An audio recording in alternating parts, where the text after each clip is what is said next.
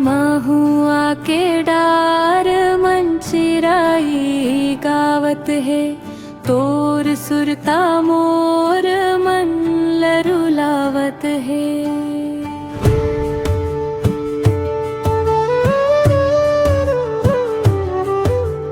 चंदाले पूछो काबर नहीं आवस, तोर बिना मोर सपना अधूरा रही। नदिया किनारे तोर इंतजार करम, दिन रात बस तोला माया करम। तोर बिना लागे सुन्ना संसार, आजा संगी होगे बेकरार।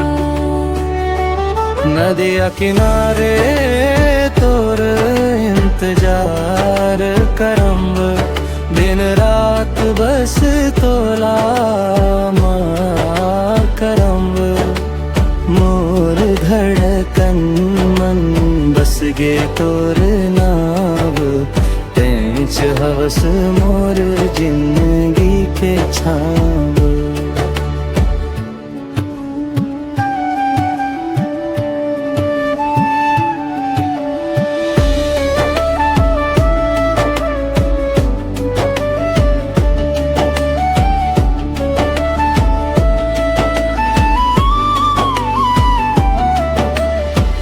बरसत बूंदा मन भींजे मोर मन, तोर माया बन गे मोर जीवन धन। हाथ धर ले छोड़ब नहीं कभू, संग रही वो जन्म जन्म तक हम दुम।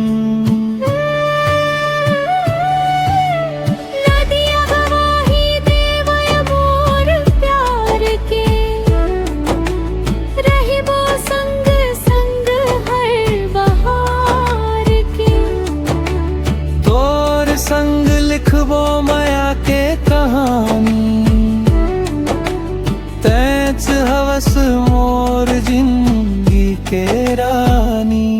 नदिया किनारे तोर इंतजार करम, दिन रात बस तोला माया करम। तोर बिना लागे सुन्ना संसार, आजा संगी होगे बेकरार। नदिया किनारे तोर इंतजार